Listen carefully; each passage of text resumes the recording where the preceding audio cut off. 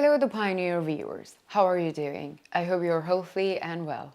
As the Pioneer team, we are back again with our new map reports on the Russia-Ukraine war. In a moment, we will evaluate the latest developments on the front line. According to reports, the pressure of the Russian armed forces in the Zaporizhia front line has increased further. On the other hand, the Ukrainian armed forces continue to resist.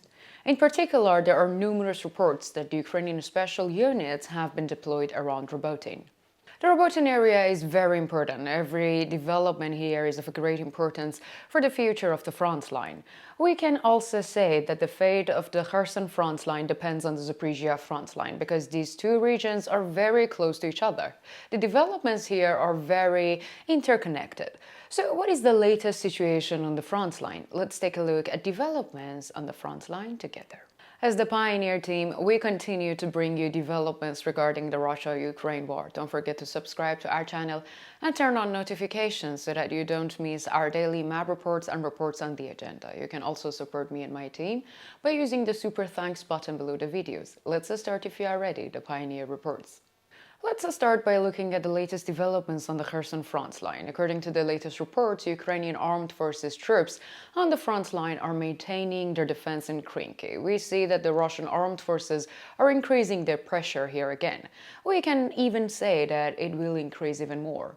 In the past days, two A-50 military spy planes belonging to the Russian army had also crashed. From this point of view, we can say that the Russian army is actively trying to expand its operations here. However, the fact that these two planes have crashed can reduce the speed of the Russian army for a moment. Russian forces have not made any progress so far, and the Ukrainian army is still holding its positions. We don't expect any changes in a short period of time. Let me also mention the artillery activity in the region. According to the latest reports, artillery units of the Russian armed forces targeted Kherson, Krinky, Antoniivka and Belozerka. In contrast, artillery units of the Ukrainian armed forces targeted Oleshki, Olapristan and Kakhovka.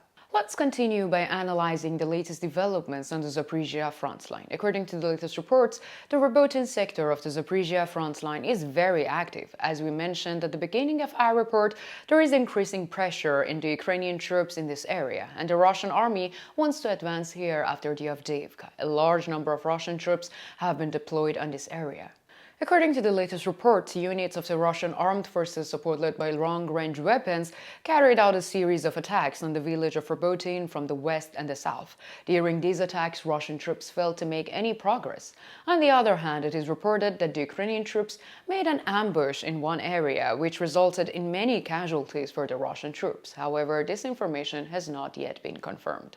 On the other hand, fierce clashes continue in the Verbov region. Ukrainian defense forces in this region are still resisting strongly. We don't expect this defense line to collapse in a short time, and there is intense pressure from the Russian troops. In particular, there is an intense effort to break through the first line of the defense of the Ukrainian army in Verbov, but this effort is not at a level that can yield any results at this moment. Let's analyze the latest artillery activity in the area as well. According to the latest report, artillery units of the Russian armed forces targeted Robotyne, Malayatokmakcha, Orekhiv and Vasiliivka. In turn, artillery units of the Ukrainian armed forces targeted units of the Russian armed forces stations in Novoprokopivka, Novopokrovka and Kopani.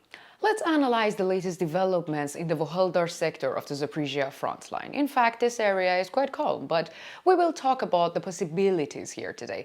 Now you see the area on the map. There are two possibilities here. The first and the strongest one is that the Russian armed forces will continue their offensives against Stromoyorsk and Yurkhin, and this is the strong possibility. The other possibility is that the Russian army changes the form and the direction of the offensives. If this happens, we can say that the front line will change again. The border line here has reached a great degree of maturity. The most indifferent developments here can be unexpected withdrawal of the Ukrainian army, and this, as we mentioned, is unlikely in a short term.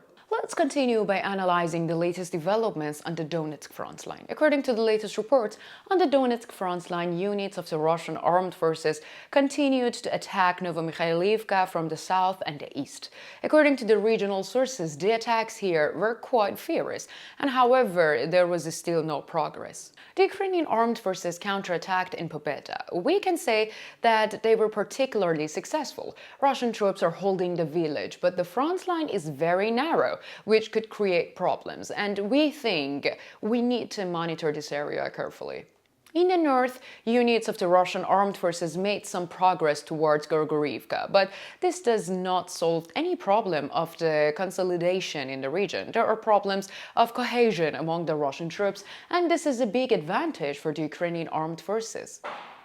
In addition, Russian assault troops from the west of Avdiivka carried out an operation in Severnoye after the shelling. However, this operation failed, and the Ukrainian armed forces' positions in the Lastochkin are now under the attack from the north and the east. Long-range weapons of the Russian armed forces are working intensively against the Ukrainian position inside the village. So far, there are no significant border changes in this area either, and we observe that the Russian troops advancing towards Orlovka and targeting Stepnoe.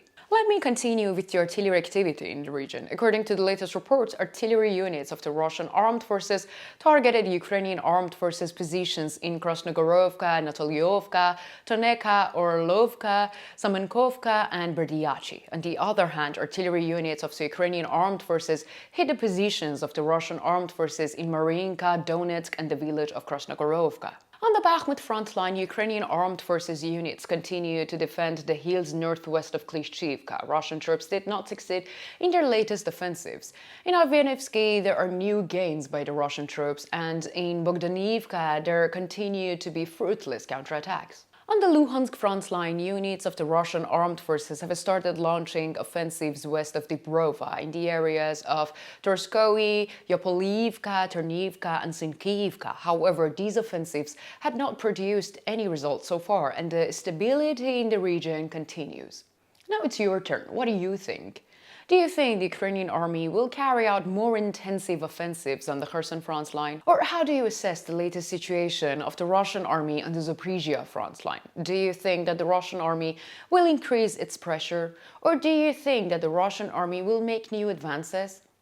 Let me know in the comments, because you know that I read and I care about all of your comments.